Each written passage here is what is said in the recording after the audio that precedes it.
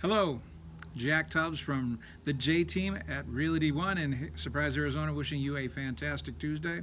Hope everything's going really well with you today, and also I hope you're getting a chance to enjoy some of the beautiful sunny weather that we're once again experiencing here in the Valley in Phoenix, Arizona. As you know, I've been bringing a lot of different news to you and trying to discuss some of the issues that affect the real estate market as we're in right now, not only here in Phoenix but at the nation at large. So, as I'm doing my research this morning, I stumbled across an article by the National Association of Realtors, and the headline reads as this: Existing home sales hit highest levels since December of 2006. Now let's think about December of 2006. Think about the craziness that was going on, that homes were selling in a matter of hours once they hit the market, that prices continually rose almost weekly. And we saw great month over month gains as far as prices were concerned. And volume was increasing, it seemed, just about every month. But there was one caveat to that really kind of brought the whole market down.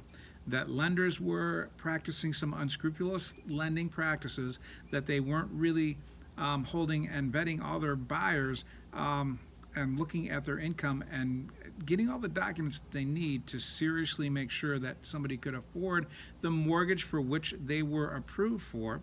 And that really was the downfall, the bubble breaker of the market. Well, before I go any further on with the article here put out by the National Association of Realtors, realize that our lending practices are so much more stringent right now, that the process to be approved for a mortgage is much tougher, that there are much higher standards as far as debt to income, income itself, all these other different factors that go into making a decision whether a buyer can be approved, let alone appraisal practices seem to be a lot stiffer now too, so that values don't climb and get into the stratosphere quite as crazily as they did in 2006. Even though we are still seeing some great gains, it's based on supply and demand. Demand is high, supply is low, so that is driving prices higher, but they're not quite reaching those weird all-time highs that we saw back in like 2006, 2007, before things started to fall apart in 2008 and 2009. So, with that said, some of the things that they noted here in this article is that total existing home sales, completed transactions that included single-family homes, townhomes, co-ops, condominiums, etc., rose 2.4% from July to a seasonally adjusted rate of over 6 million sales in August. And that was up over 10.5% from the year ago, which was 5.3 million total sales in August of 2019. Lawrence Yun, who wrote this article for the National Association of Realtors, says that home sales continue to amaze him, and that there are plenty of buyers in the pipeline ready to enter the market. Unfortunately, we have a low inventory. We see that mortgage rates still continue to hover at 3% and below. Median existing home price, and this is across the nation, and we're even going to see these numbers are a little bit adjusted a little bit higher for the Valley of Phoenix, is that the median existing home price for all types of properties in August was $310,600, which he says is already year over year up almost 6%. I'm sorry, 11.4% from 2019, which the median existing home sale price was $278,880, and that marks 102 straight months of year-over-year gains. Housing inventory at the end of August totaled 1.49 million units. That was down 7% from July and down 18.6% from a year ago. Then the inventory then was about almost 2 million units, and we're down to 1.49 million units on inventory already. So, what is this telling us? Once again, it's everything that it continues to affirm everything that I've been telling you. It is a great time to sell. We continue to see price gains. We continue to see historically low inventories.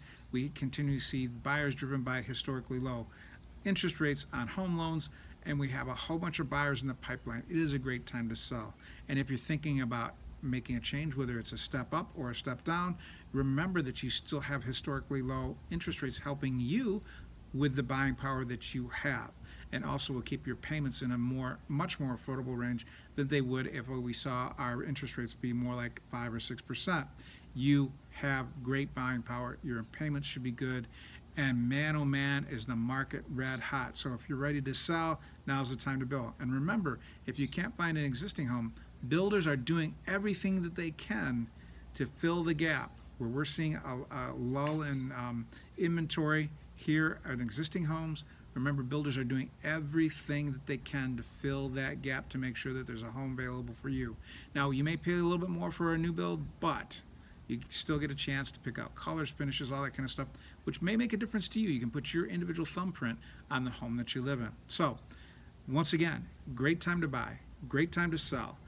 Rates are still low, inventory is still low, prices are still continuing to rise, and there are plenty of buyers in the pipeline who have not found that home yet. Who knows if it might be yours. So, this is Jack Tubbs from the J Team. Once again, remind you, it's a great time to sell. It's a great time to buy.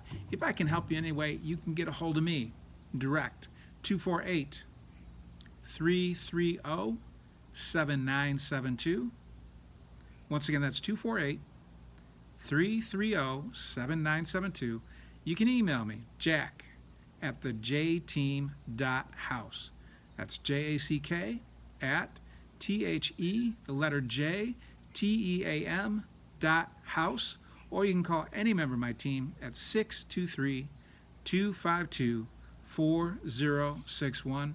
That's 623-252-4061.